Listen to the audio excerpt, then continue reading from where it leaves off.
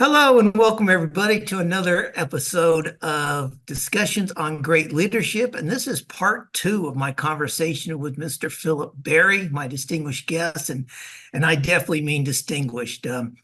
His career took him from IBM to Procter & Gamble to the old DEC, Digital Equipment Corporation. And then he spent 13 years in senior HR positions for Colgate-Palmolive, including HR Director for the International Business Group, Vice President of Human Relations of Latin America Division, and Vice President of Human Relations for all of Europe, then Vice President Global Employee Relations and the Best Place to Work. And he capped that off finally with the Vice President Global Workplace Initiatives. And I'm going to ask him a minute. I think he said he worked in 160 something countries or something. I'll get him to clarify that for us when he says 60 countries, yes. How many? 100 and what? 60 countries. 160. Okay. But he didn't stop there. Afterwards, he set up his own executive consultancy where he focuses on personal branding, which is the topic we want to talk about here in part two. He also served for 4 years as the Chief Human Resource Officer for the Clinton Foundation. And today he serves on the Louis Armstrong House Museum Board of Trustees. And previously, he's been on the board of the City University of New York and the Asia Society. So I don't know where he found the time to talk with me, but thank you, Philip, for being here. We'll talk about personal branding in a moment, but welcome once again to Discussions on Great Leadership. No, welcome. Great, glad to be here.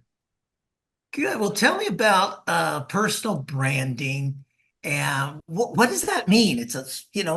I was in marketing in my career. I know what product branding is all about. What the heck is personal branding in your mind? Well, usually people think about personal branding from the standpoint of the product. And the reason why they think about it in that way, is because when you are positioning a product, there are certain qualities and characteristics that you want to have, and you want to be able to outline and develop those in a way that will be acceptable to the consumer. Well, when you're looking at it from the standpoint of individuals have a set of capabilities, values, competencies that enable them to identify their own purpose, identity, and direction in an organization, and also outside of an organization. And so it's that portfolio of attributes that really encompass what a personal brand is. And interestingly enough, every individual has a brand. They have a way that they are thought about by others. And that's why when you're looking at a personal brand, it consists of your own values of the values of the capabilities and competencies and behaviors that you have, but also the other half of that, the total story comes about based upon what other individuals will see as your values, your behaviors, and what are the competencies that you bring that enable you to contribute in a certain way. And so in a nutshell, that's what personal branding is. It has to do with identifying all of those psychosocial aspects that enable an individual to contribute in a way that can be superlative in one way or another, and with one audience or another, in one organization or another, in one community or another. Oh, so it sounds like it starts with understanding yourself. I've often said that the best two-word phrase in all of history was above the Temple of Apollo in Greece, and it's basically said, know thyself. So would you agree with that? You have to kind of know yourself and then be intentional about your personal brand? It's very true. Matter of fact, that's why one of the things that I do when I'm looking at personal branding, is I do assessments. I have a number of psychosocial assessments that I will put an individual through. So that way, for example, they might understand more the type of what are their leadership attributes, what are their strengths, and what are areas that you can develop in. I also have individuals identify what are their self-defeating behaviors. Things that they're doing not as well as they might think that they want to be doing. And so based upon that, and then there's this concept that people have of themselves, and I always want them to identify, well, this is what you think of yourself. What do you think other significant others will ask you are your main contributions? I like to do a very simple exercise. Sometimes I'll ask an individual, think of the three on a sheet of little stickum, write down the three most positive attributes that you have and that you contribute with others. And then I'll say to another individual who might know this person, maybe they knew him for 6 months or whatever, what are the three things that you think are positive attributes to a particular person? And then I look to see if there's an alignment there. Is and there usually or not? usually they might get one or two of those three things right, but most of the time there's something that they're missing, and what they're missing is that individuals have a concept of themselves that which is very different from the way others see them.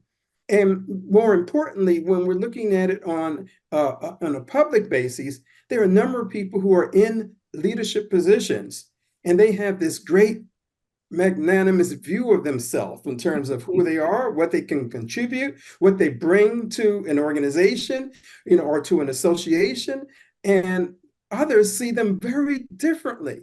And that's where the disconnect comes in, because individuals, because they don't, coming back to the phrases that you use, because individuals don't understand themselves as well as they should, they therefore don't know what they need to do differently so that way they can improve. If we don't know what the areas of, if we have this vaulted view of ourselves without understanding what are some things that we could do differently so that way we can contribute even better than we might have thought. If we don't get that data and that information, then we're not going to improve. And importantly, many individuals will just get the echo effect when they're saying, "Well, gosh, what do you think about me?" "Oh, I think that you're a great person. You're a great communicator." But then if it winds up that there are other things that are happening. One specific example on this great communicator piece. Many individuals who feel that they're great communicators, communication consists of talking and listening, but they're not great listeners. And that's another aspect of communication. The big thing that I see in organizations with leaders is that they aren't getting the views of people in the organization to help them so that way they can all make an improvement in the organization's performance in a way that they hadn't thought of before. So all of that comes with how you are able to create this image, and it comes down to marketing, because marketing has to do with how you are portraying a certain image that you have and how you can improve on that. Does this do you find issues that when people try and translate their personal brand from the corporate world to, say, the volunteer, the board segment, or the nonprofit world? Do they have to find that they have to kind of change what their personal brand is for the nonprofit world? I don't think, well, they don't have to necessarily change. What they have to do is to think what else they have to add that Add they to it. have in place. Now, and that change, because many times people will say, well, gosh, I'm 50 years old, I'm 60 years old, I'm not going to change. Well, what I always like to do is to say, what is it that you could add to make yourself more effective and impactful in this particular situation? What understanding do you have about the organization itself, the clients that you are working with? What understanding do you have about what people need differently in order for them to perform, and how are you contributing that? Or do people just feel that your personal brand, you're brought in as a person who has great ideas, great thoughts, and is very good at telling people what to do, but you're really not good at listening to other people? Yeah. So therefore, just developing an attribute of listening. Matter of fact, one coaching situation that I had, my main job with this person was to help them to be a great listener. They took over, they succeeded an individual in a job who was just a very powerful communicator, but that powerful communicator wasn't a good listener. And so when this person put in place listening circles, so that way, he or she in this situation was able to be seen as more empathetic than others who were vaulting their view about the who people are and what people should be doing. So just in doing that, you could see by being a good listener, an individual it could become more powerful as a leader because people said, well, this person is caring, more caring than the other person who was here before because they didn't ask me what I thought. They didn't want to know what I brought to the organization. They didn't enable me to contribute different ideas. So that's why I say it's something that's additive. It doesn't mean that you do away with things that you had before, but you're adding to that a competency and a capability that rounds you out more as a personal leader, and you rounds out your personal brand. That makes a lot of sense, Philip. Thanks for that. Is this a US centric thing, or does this apply for professionals working globally? And if it is global, I mean, you said you worked in 160 countries. Can you give some examples of how it might play out in the global world? Well, what's so interesting? Say I've worked in all of the continents except for Australia. Yeah. So, and the one thing that's so interesting, I was working with an individual who was a uh, great leader, very dynamic, great technical skills. But then brought him to, and this person was from one country that really valued excuse me, valued those particular instincts and capabilities. Put them in another country where what was important for people was teamwork skills and being able to uh, help people to develop as individuals in a team basis and not on an individual basis. And so we looked at what is the personal brand that we originally thought of this person, and then what did they need to do differently to be impactful in this particular country framework? And that's why it's important to understand cross-culturally what people will view differently and what motivates them differently than it might be from a country that you might have been in before. So you could have a personal brand of being very confident here in the United States, but that might translate maybe into a tad of arrogance in other countries. That's exactly right, because they say, well, this person is very confident. They know exactly who they are, but do they understand who I am? Yeah.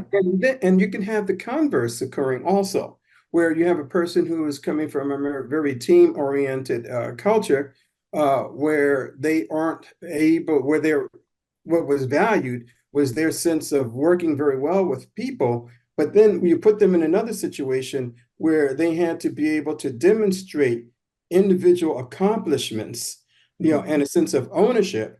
And so they weren't able to do that because they didn't have that particular competency. So what's important is for individuals to be a global leader, they have to be able to bring the whole portfolio of perspectives that enables them to be functional. It's like switching brands where I can switch from one style to another based upon the environment that I'm in, based on the country that I'm in, based on the people that I'm working with, and also the people that I'm supervising or that I have to motivate in order to excel. So it'll take some cultural agility as well as some personal agility, it sounds like. It really does, and that's what I think is good when individuals are able to develop that type of cross-functional, cross-cultural type of capability to operate in a number of different settings. And because what they're doing is they're going into a setting and they're not starting with who am I, they're starting with, well, they start with who am I, but they're not staying there. They're also saying, who is it that I have to relate to and who are they? And then therefore, I need to understand that better so that way I can interface with them in a way that enables them to bring their best self to the situation. Excellent, excellent. So let's close this off. And I think I know the answer to this. Is personal branding a fad, or is it a critical component to be considered as part of career success and organizational performance? And maybe tell the audience, at what age? Is this something you should start thinking about at the beginning of your career, after a few years under your belt? towards the tail end, how important is it at different stages of a career? Right. So let me answer the first question. So some people say, oh gosh, this personal branding is a fad. Yeah. However, when you look at it from the standpoint of leadership, and I say, what is it that leaders have to understand about themselves and also about the environment that they're working in? And how can they understand what they need to do differently? How can they expand on a broader, deeper understanding of themselves and because of that understanding of who I am, therefore increase the impact that I want to make. And so if you look at it from the standpoint that leaders are always looking to increase their impact in a certain way. That's really what the goal is. The goal is not just to develop a nice shiny type of a personal brand. The goal is to look at what are the attributes that I need to develop and what do I need to understand about myself so that way I can develop these attributes, these competencies, and how can I develop a competency that is distinctive, so that people are able to see how I can contribute differently than maybe my other peers or other people who are in a situation, and therefore, based upon that, increase my impact. So that's the goal that we have. So because that's the goal, the whole idea, the notion of personal branding is not a fad. It's something that's important because we always are looking to increase our impact, no matter where you go. If you're not looking to increase it, the people that you work for are looking for you to increase. The consumers that you are focusing on, they want your product to be a lot stronger. They want your product to be more effective. They want your product or your service to be able to speak to their needs. And so that psychosocial framework is something that individuals need to understand. And as I have worked with over the 50 some years, quite frankly, that I have worked in organizations. And as I look at organizations, and it's not only inside organizations, even in the external world. If I look right now on the external world, in the outside of organizations, in the public, and so we're looking at individuals who are contributing a certain way or not, Mhm. countries of leaders, prime ministers of every country that you can think of. People want them to provide a better impact than the one who was there before them. And this has been years that this has been in place.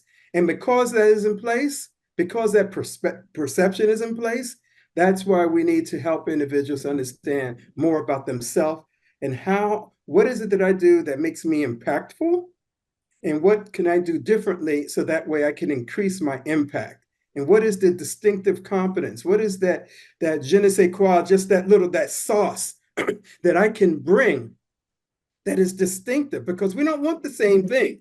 Every time a leader is chosen in any country, no matter what it is, people are saying, well, I want the same thing that we had before. Everybody is saying, I want something different. Well, what are the attributes that they're looking for?